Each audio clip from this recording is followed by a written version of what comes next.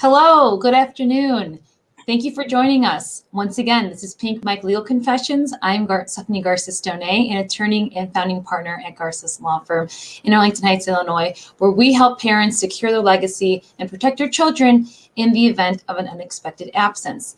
Today, I'm here with guest Susie Smith, who's a very, very successful working mother of two young boys in Westchester, Pennsylvania. I can't wait till you meet her because Susie, I was telling her before this live, is that she's actually very inspirational. You hear more about her. So Susie, I sincerely appreciate that you're here, and I want you to introduce yourself to the viewers in just a minute. But I want to sort of give a big picture of what we're going to be discussing today.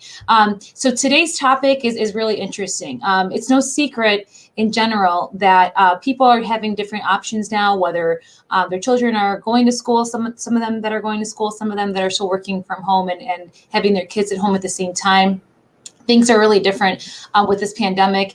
With the vaccine out, also, there's different options for children if they wanted to go in person.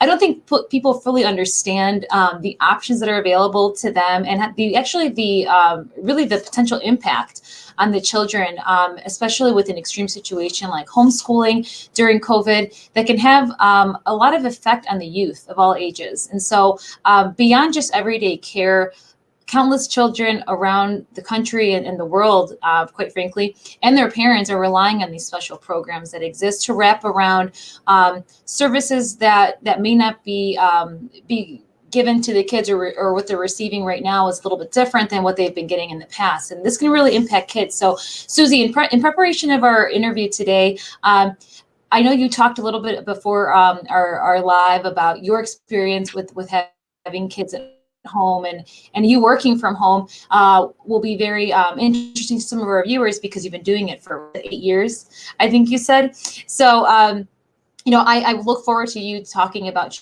sharing how difficult it can be for you and your sons during this time, especially for parents that really hadn't done it before. And so dedicating every free minute that you can to helping parents understand during this time, and for us to kind of about this, how to fight for your children's needs, is really the topic of today. So do you mind sharing a little bit more about your background and some of your personal stories if you feel comfortable doing so? Absolutely, Stephanie, and thank you so much for hosting this live. I'm sorry, did you hear me?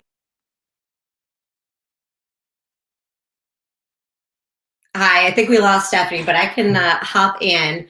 I just wanted to say thank you so much for the platform and for the ability to speak on this really important topic to me and to so many people that I'm close with. As Stephanie had alluded to, I am a mother of a 6 and an 8-year-old. My kids have had different issues during the pandemic and during virtual learning.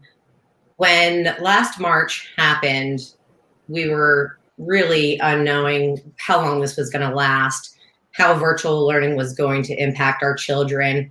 So we went into it with open minds. My younger son was in a virtual kindergarten program, and he has some special needs, and the pandemic had really pushed him over the edge. He went from needing like 30 minutes of services a week to now I can get into some of the special needs and wraparound services and things that he is needing in his everyday life. And then my second grader had a concussion that impacted his ability to even do virtual learning and was denied access to school when they were in a hybrid model because of some determinations they made and decided on what children could attend. So different struggles. I think what really started my advocacy, and I never thought of myself as a child advocate before, but speaking for a lot of the parents who couldn't speak for themselves.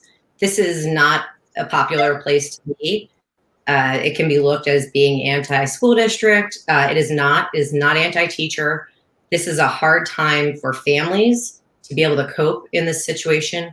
It's a really hard time for kids. And teachers are in a tough spot as well doing virtual learning.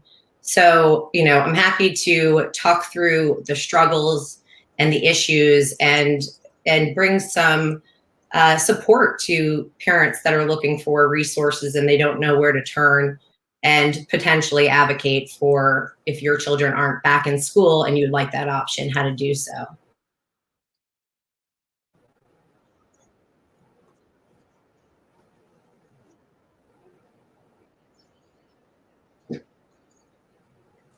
Yeah, no, thank you for sharing that. And I think, I think a lot of people can resonate with the fact that everyone's situation is different. So I can only imagine, how many parents out there are not really sure what to do. They feel frustrated. They want to give what they can to the kids, protect them, make sure that they're not severely impacted by all of this. But that's what we're going to talk about these areas today. So let me ask you this, Susie.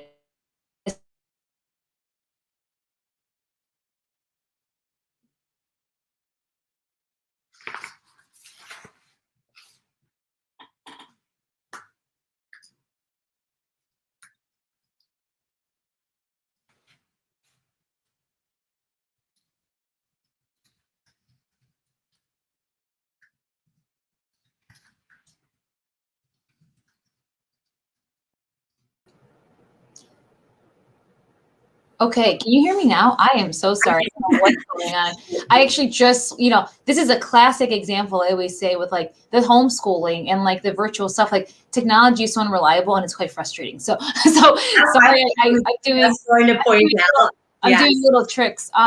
No, yeah. So what I was trying to get at is that some of the parents that are watching this today, they want to know how many things that they can do that I haven't thought about. Because I know parents are, quite frankly, they're frustrated. They don't want to be in this forever of this remote learning, because it's nice to have your kids at home, I think, and people can say yes. I spend more time with them, but at the same time, people are frustrated. And so in your opinion, kind of one of the things we'll talk about is that is there dangers for prolonging homeschooling and virtual care? And we'll talk about that. But what do you think? I mean, do you think do you think there's a danger in that?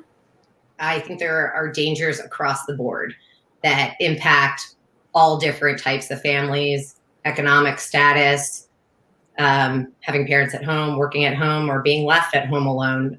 There are really difficulties across the board and safety issues for sure. It's really funny when you're talking about some of the tech issues, and I've sat through and watched children lose their work and seen videos of my friends' kids lose their work, have breakdowns, get kicked off of Zoom, teachers not being able to call on kids. My son, who has special needs, would just throw his iPad across the room and wouldn't get on. He refused to do it. And when you're getting these emails like they don't want to participate, I really don't blame them. I mean, it's crazy to think about. I mean, the fact that, I think kids, they'll do as they're told to an extent, but like, I mean, has it been a year? I mean, it's been about a year since they've been out of school, right? So at this point, it's not that new of a concept, but I find that there's these programs that we're going to talk about, the programs that are available. I mean, are the programs being enforced? That's one of the main questions I know we can talk about. Is there a lack of consistency and accountability in some of the homework, or even between the parents? I know there's some privacy and security concerns that we'll discuss today, because I'm sure you've been reading the news. There's these odd things that happen during these Zoom calls where either the tablet is not all the way off, and there's weird things being shown to the classroom, or there's unmonitored tablets that are being used in laptops. And I think that's very interesting, because I've always said in this world and in this generation, there's YouTube, there's all these other options for kids, but the fact that they have a tablet on them literally all day, or a laptop, is very interesting. So we'll kind of talk about that. Some of the other topics that I wanted to touch base on is the types of care plans that might be necessary in your situation. So tutoring or additional support, is that something that you may think about as a parent in school time, whether there's a set number of weeks where you go to school on X days, but not on these days. And then there's obviously like the in-home care, if that's an option. So we'll talk about like an educational plan for kids, and Susie will enlighten us with all that she's done and is doing, and advocating for the kids is what she's going to be talking about. And actually, one of the things that I think is interesting too that we'll discuss is how should parents fight for their kids. I mean, we all talk about, protecting your kids and doing what we can for them, but how do we do that? I mean, should they be concerned with one thing and not another? That, is there something endangering their kids' future if they just completely ignore it? And are there any local organizations that they could rely on? So just to kind of touch base, because for some of you that have been just joining us now, and actually after I hopped off, just giving you a recap of what we're covering today on Peak Mike Legal Confessions. My name is Attorney Stephanie Garces-Stoney, the principal founding attorney of Garces Law, founding a law firm in Arlington Heights where we do estate planning, civil work, and real estate. But we really do help parents secure their legacy and protect their children in the unexpected absence that they might face. And so child advocacy, how to fight for the education and care for your child during COVID is what we're covering today. So just as a recap, in case you missed the last episode was very interesting because we talked about how to select a proper guardian for your minor children. So you could watch a recording on my YouTube page, also on my Facebook, if you wanted to catch up. So we are welcoming you here, and we actually changed the time from 2:30 to 1 o'clock every Tuesday to cover Pink Mike Legal Confessions, educating all of our viewers about different topics. So now that we have a lot of questions that are kind of coming in about what we're talking about, one of the things that one of the viewers is asking, that they just messaged me about, they're saying, is it safe for my kid to go back to school after getting COVID? And this is an interesting turn of events in our interview because, are you seeing this, Susie? Are you seeing that being an issue where parents are concerned about this sort of thing and assuming that, they've disclosed this to you, of course, but have you seen this? I mean, is it safe? Yeah, I mean, safety is something that you can look at a couple of different ways. And I think that's a great question. There's safety in getting COVID and how that might impact children and families. But the science has already stated that if kids contract COVID or anybody, it's a 99.9% survival rate. So while I don't want to downplay how serious this pandemic or COVID is, I also believe that there are other things that make not being in school a more unsafe option. Right. And it was interesting. I hopped on a call today with the Chicago Teachers Union, public CP, which I thought was their acronym CPS was incredibly odd because the years that we're finding is child abuse and domestic violence and kids left at home, access to nutrition, mental health, and other services that are provided by school. So is it safer for kids not to have access to that than to get COVID where they likely won't have any symptoms and are almost guaranteed to survive? I would say, and the CDC backs this up, the safest place for kids to be is in school. And, while we're a year out and it's really gut-wrenching to hear the unions try to use all of these ploys for, benefits or gain. I really don't want to get into the union issue too much, but while they were talking through this meeting, they were speaking for parents, saying parents are scared to send their kids and kids aren't going to show up. And I think you'll see the opposite. When parents and children have the opportunity to be in school and to be safe and have access to the resources that they need, they're going to be safe. They're going to be as safe as they can be.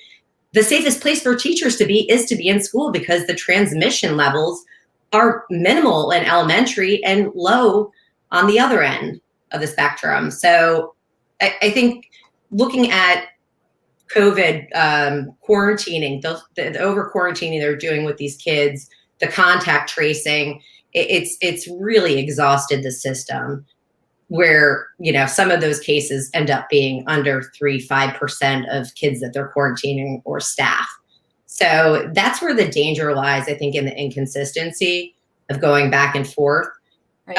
And then, also hearing about some kids they left school, they got jobs, they have to help out their families, they have to watch younger siblings. mom can't do it alone. Maybe mom's a single mom like myself, and you can't, you don't have two parents, you don't have two incomes. So that's also, considerations that I think are making things really unsafe for kids to be left home all day, potentially. And teens, for instance, who are left home virtually learning all day long. I found this statistic to be just really hard to swallow, but they are the most at risk for suicide than any other population in the entire world. And we're seeing that. We're seeing the emotional, social stress on these kids. And I think for some entities to say that kids are resilient is a really awful way to put it on them, because while they may be, we don't know what the long-term effects here are going to be on their future. Yeah, absolutely. And I think it's interesting that you took that angle, Susie, because I haven't done a ton of research on it, but I know there's different schools of thought, let's say, out there with COVID and children and whatnot. But it's interesting because I think more than ever, parents are forced to face this question of, is my child safer at home with me? Or, and given the impact that they could have on them long term, or are they safer at school? And I know a lot of children, and thank you for whoever asked that, because a lot of children need stimulation. They are so sick of being at home. They do not want to be at home. They're not like adults, where we work from home and we have tasks to do, where we, and we get paid to do the work. Whereas like children are they're just trying to get by. And it's interesting because a lot of them have I know my niece and nephew have mentioned to me, I like going back to school because I can see my friends, that sort of thing. And I think I underestimate, the amount of need that the children need in that sense. I think there's one other point I want to touch on there. And there is fear from a lot of parents. They might have, issues with some pre-existing conditions or grandparents at home, but there's always been a virtual learning model. There hasn't always been an in-person model for the kids who want and need it. And I think that's the one component that needs to get addressed, is that there are choices for virtual. There are no choices for in-person in some cases, like in Chicago. And there are different factors at home. So that fear might be from a medical standpoint, they could just not know what's going on in the schools. And since schools have been shut down, parents haven't been able to set foot inside the schools. Our school district was virtual at the beginning of the year and then went to a hybrid model. And while they were in a hybrid model, I actually went in and toured a school. It's a social emotional learning center that they have for my son. And I was floored. I think parents would be really surprised to see how the strict, the distancing and the mask wearing, and it was very jarring to see kids, really distanced. I can see them at the park playing with each other. You go to the grocery store, there's no zero risk. So, I think kids just having that knowledge and seeing them, I'm like, they're much safer there from a distancing standpoint than they are at, playing in the park with some kids that they might not know. Right. Well, and kind of speaking on the programs, another question came in about, I think someone's particular issue. They're mentioning, my child's school has suspended all additional care programs. So who should I raise, or so she says, who should raise an issue first? And should it be her? I think is what, or him, is what they're asking. So what are your thoughts on that? I would definitely make some phone calls and send some emails to the administrators. They are not, out of touch. They should be getting back to you.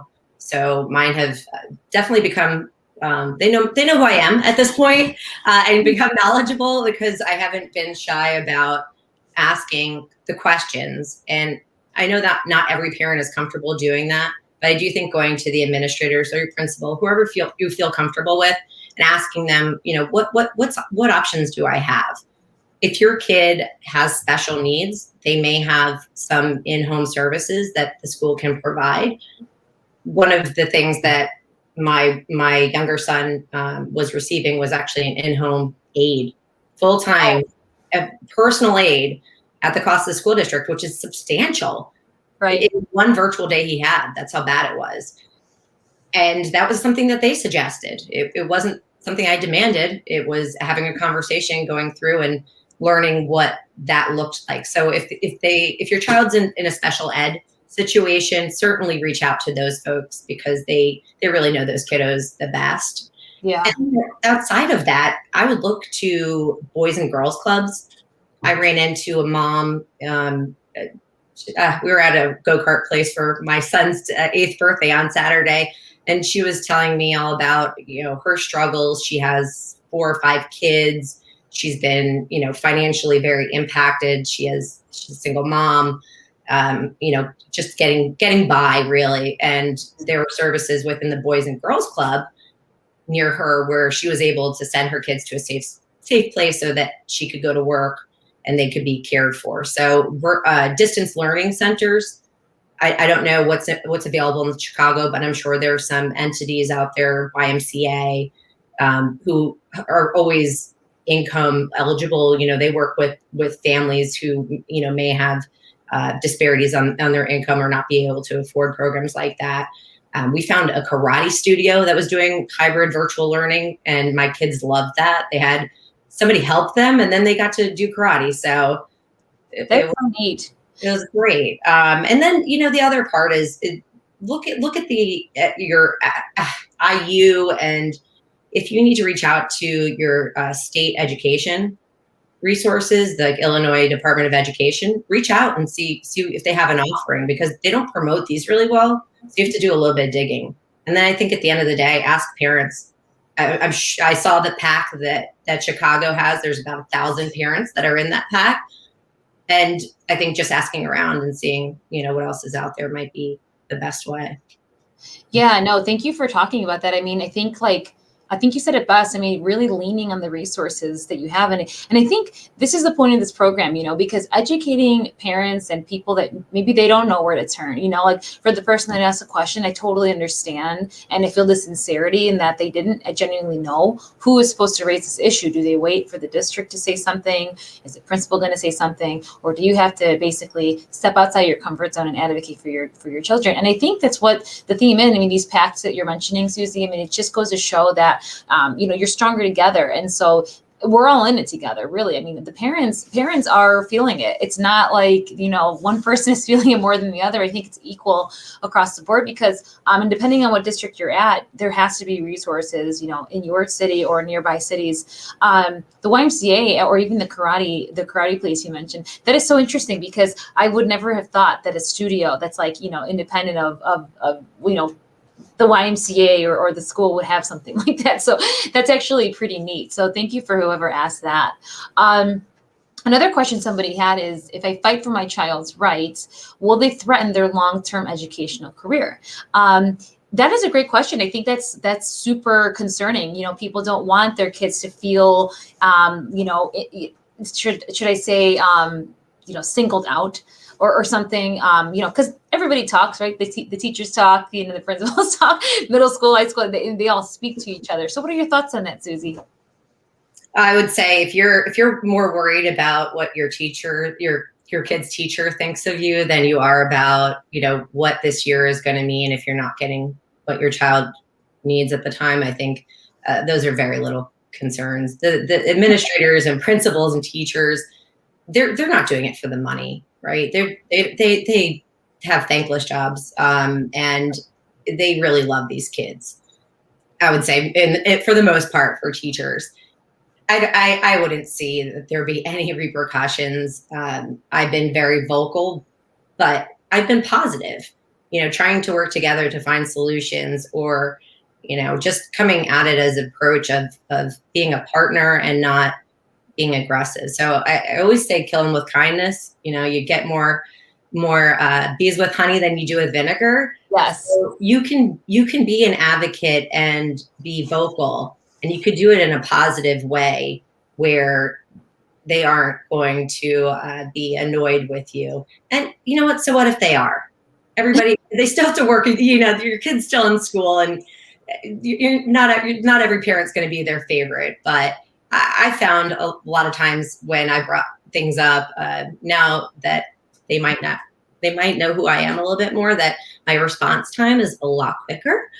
And even if it's like something very like, oh, he lost a water bottle or whatever, or like this is going on, like, but in that vein, I think just be positive, try to have the goal in mind and understand that the teachers, are not in a great situation either. So. Right. And actually, I wanted to point this out because I was just thinking about how when we talk about like parents communicating with the teachers, we're assuming, and I'm just saying this because some of our viewers work different hours than you and I do, but, assuming that they can have an opportunity to speak with them or even, try to contact them. What do we tell the parents that, I mean, this is just out of my curiosity, what do we tell the parents that work night shifts or, are not, or maybe they're sleeping during the day because they work, or they work odd hours that are not like 9 to 5 and they don't work from home. How do they get in contact with the principal, with the school district, with the teachers, whoever they need to talk to advocate for their kids? What do you think about that? I mean, great point. Email could always be an effective form of communication. A lot of the online platforms have some access to teachers where they can, ping a teacher or ping whoever and ask a question. So I don't think the hours make a huge difference. I've sent things on the weekend and people have gotten back to me. So great. Well, it's good to know. I was just wondering that myself because I know I've had different clients that have said to me, I don't, my children are like two ships passing in the night, or with the other parent, where where you're not necessarily working from home and don't have the ability to always get on the phone. But yeah, I think email is a good tactic for that. So that's good. Okay, so we got another question on this. So are there any research reports published on the impact of homeschooling during COVID? There are a lot. Yeah, I'm like, where do we start? I know there's a lot out there. So. There are a lot. One of the most recent ones, the CDC had produced a survey that looked at about 1,200 parents and children between the ages of 5 to 12. And they found that those that were involved in full-time virtual learning or even in a hybrid model were more likely to struggle with mental, emotional, and physical health. And the survey also found that parents dealt with emotional distress and job stability issues, as well as childcare worries. So all of the things that we're touching on, that is a study that just got published recently, I believe about a month ago with the CDC. So the health departments, they're looking at this very closely. And there are a lot of other groups that are doing, we did our own survey within our school district. We actually pulled through right to know request, we pulled performance reports that were coming directly from the school district to point out, the issues and gaps on failing rates and, kids not showing up for school, and how some of those gaps in certain communities were increased, and what that harm could look like long term. So we had to get their own information to kind of show them and scare them. So I would absolutely recommend, if you're not already doing it, or you don't have a group of parents, find a group of parents and put a right to know request. If you have a question about what's going on in the school, they have to, those are public documents that they have to provide to you. Right. And I don't think we've ever, as a community of parents, have looked at school districts and school boards as closely as we're doing right now. And the more we look, the more we find out that's very troublesome. Through one of our right to know requests, we found out that our school board president said that access to education is a privilege and not an entitlement, which goes directly against the U.S. Constitution, all state constitutions. And if you're familiar with UNICEF, they're pushing really the last couple of years the children's rights, the CRC, which is a global right for access to education. And distance learning, at the end of the day, is not a suitable replacement for in-person education. We know that. Right. And to have your school board president literally say that is very cringeworthy. It's got a lot of national attention, unfortunately, for that individual. but also looking at who's on your school board. There are school board candidates right now that there actually is a PAC called Keeping Kids in School, and they are supporting candidates that are really, supporting those efforts for access to in-person education, not mandating it, but allowing those who want and choose to be in school. So look at who you're voting for, and look at their voting records. Look how they've handled the pandemic, and if there are school board candidates that are coming in and really trying to impact positive changes within your school district, take a look. I think it's worth more now than ever at really seeing what their voting history looks like. If they're voting to keep schools closed, if they're voting to raise taxes during this time when everybody's gotten COVID money, those are important things that we need to take a look at. So there are a lot of organizations that you can tap in for information on that. But I would look at some of those in-person education groups, and try to make some contacts there. Yeah, absolutely. And, I was thinking when you were saying join a group or join something, everyone here, I think, can agree that the Facebook is a great way to connect. I know that there's different groups, so there'll be like parent groups or mom groups or dad groups, whatever, out there. So if you are into Facebook and you're like, I don't really want to go very far, you start there. And I know, I personally had clients had a lot of success personally with what they're trying to do with their kids, just by connecting with other parents through those groups. Susie, you mentioned a great amount of other resources available out there, and actually love the fact that there's that Parents for In-Person Education as linked below me. I mean, this is important stuff. I mean, I think that the general public doesn't always have the time or the resources to really go in one direction or another of how to advocate for their children. They're just trying to do their best, right? I always hear parents talk about that, like, I'm just doing all I can. But it's interesting to talk about this because the voting is so important. I mean, if you do not know who you're voting for, find out, because Susie, you said it best. I mean, you don't know what the people are voting for, and they owe it to the constituents to explain it. I think that could be a whole pink mic legal topic, voting, in general, because it really impacts your family, yourself, in the long run, especially when there are people that have backings from other people that are maybe against the position and they stay there for quite some time. Right. Yeah. That's the worst part, because then you're like, oh, you can't really, it would be hard to get rid of them at that point. Yeah. I mean, you see a lot of that. And that's why they're discussing term limits. But, just in Pennsylvania, our primary has some really important things on the ballot in addition to school board elections. And that's limiting, the emergency orders and powers of shutdowns, which have, impacted a lot of small businesses and allowing schools to open and, people to be able to earn an income in a lot of cases. So that's really our biggest factor here in getting people to the polls. Yeah, no, absolutely. And I mean, maybe I'll just have you be on the next one for voting, because it really matters. I mean, now more than ever, because there's just so many things to decide with the pandemic, and you throw a pandemic in the mix. So yeah, I think we kind of mentioned this one, so maybe someone is asking last minute here, but they were talking about local organizations where you should start. I know we kind of covered that topic, but Susie, in your opinion, which one is the most accessible, or are they all just equally as accessible? I mean, what is the easiest thing for someone to kind of learn about? Should they be going online? Should they be going, somewhere else? I mean, I think everything's probably online nowadays. Yeah, I would say Facebook is probably going to be your best bet. And that's where I found this Chicago parents group. So I would take a look there. I didn't spend a lot of time in that group seeing what they were talking about. But if you get in, just take a look and just maybe be an ear there to listen in and hear what people are discussing. One of the most influential people that I've met through this journey, it doesn't even live near me. I've never met in person.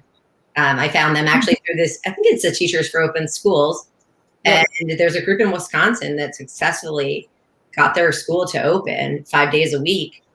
And I reached out, I said, you got to tell me the secret sauce. I have this incredible group of parents that have spent every waking moment outside of their kids and work, and they're up all night, speaking on news channels and writing op-ed pieces, and everybody kind of has a little bit of a different role, but really intelligent, parents that have not worried about what people thought and have really been pushing forward on these initiatives. And I found this mom, and we chatted, and she was, amazing, and basically provided us a lot of her rule book on how they got them to do it. Right. Show the information, show the failures. So those are things that we were already doing. But there was a group that they had, a local group that they were working with called Citizens for Change. And that's where we really started to understand that the open records request and seeking information could be a very valuable tool. And at the end of the day, that was really, I think, what allowed us to understand what was keeping us closed. I mean, obviously in Chicago, it's the unions. They haven't made that quiet at all. Yeah. In our case, it was the health department. In Chester County in Pennsylvania, where I live, the health department controls basically guidance on 2 different counties outside of Philadelphia. And in that health department, there's not a medical doctor. And they weren't following the CDC guidance where it was, 6 feet were feasible. They were saying 6 feet. So once we got them to really take a look at that and align it, they had to open schools, because that's where they had the goalpost at that day. They kept moving it. So they couldn't do anything else. And now that our cases are actually up a little bit, they had to be under a certain 100 per capita. They're up over that, but they're not closing schools because they found the transmission rates in schools are much lower than what they're seeing in the community, even though cases are rising. Well, that's interesting though, Caesar, because I think, like, if I'm remembering correctly, like at some point when the schools got shut down to begin with, the school of thought was, and the reasoning really was, that there's no way that children could be so close to each other, to the teachers, because the transmission rate would go, through the roof. But now I think when they have more research, I think they've really been able to track, is it really safer in the school or outside the school? And to your point, discussing the fact that they're less at risk at school. I mean, it really makes, I guess, this is the whole frustration of parents. Like, how can I advocate for my child? Maybe they're from a small town. I mean, some of our viewers aren't even in bigger cities, the way we are, where we have, all these people that are, fighting, maybe more population, but same thing. I mean, you have the same issues with the other people. And so, I love hearing your thoughts on this, because it kind of, again, questions, what can we do? What aren't we doing enough of? And I think, going outside of what we're normally doing, just posting on Facebook isn't enough, right? You have to congregate. You have to writing ed pieces. Like, what is that? I never even knew people were doing that. I mean, that's real interesting. And I have seen people on the news. I've seen plenty of people discuss it, and angry parents, but you only get a quick glimpse of that, and then that's it. And you're like, oh, it'll go away or it'll get better. But it seems like it's so slow moving. It's slow moving, and I just wonder, what's going to be the outcome? How quickly are they going to get back? Like, summer is right around the corner too. It's kind of crazy. Yeah, I mean, I think it's total insanity why Chicago is still closed. You're talking about sanitation issues. Our school district is a Title I school, and there are, grants and COVID money that are directly related to Title I schools receiving a lot more money. And I think when you start looking at some of the groups that are impacted, one of the groups that in our community that really hasn't been discussed too much is, minority groups. And, in our area, our highest percentage of minorities are Hispanics. And, the issues here really, they get pushed into, when we're looking at racial inequalities, they're not discussing, the Hispanic population. They might be discussing African American population, which is like 2% of our population, where Hispanics are 30%. And we have mushroom farms here, where it's actually like the capital of the world for mushrooms in a neighboring town over. So we have some migrant workers, kids that are literally going to work with their parents or staying home. The one thing that we did do is open up schools 5 days a week to ELL students. Okay. But, outside of that, if you're not fitting in that population, then you're really not being, that they're not being addressed. So one of the school board candidates that we actually have that I'm working on her campaign, and helping her a bit, is a Hispanic mother of 3. And, she's felt, she could never believe that she'd be doing this right now, but she's felt through this pandemic, how can I help support this community and the people who aren't being served well by a school board or even being addressed.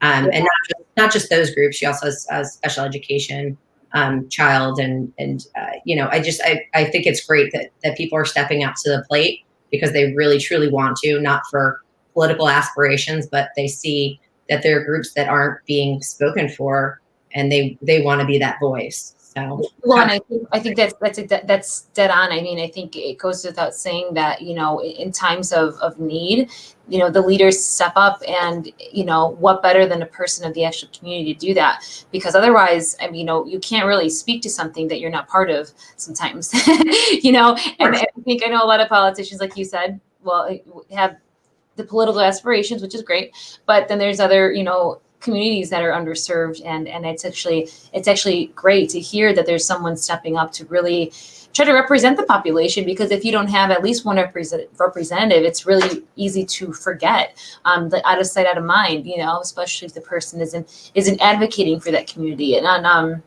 kind of going back to our topic, I mean, advocating for the kids, and one of the things that I wanted to touch on, and I know we didn't go into too much depth. I mean, you mentioned like an in-home aid, but what are the kind of programs that parents could consider during this time? Susie, I know in-home maybe is an option if your school district is willing to do that, but what are some other programs that you think would be beneficial to parents?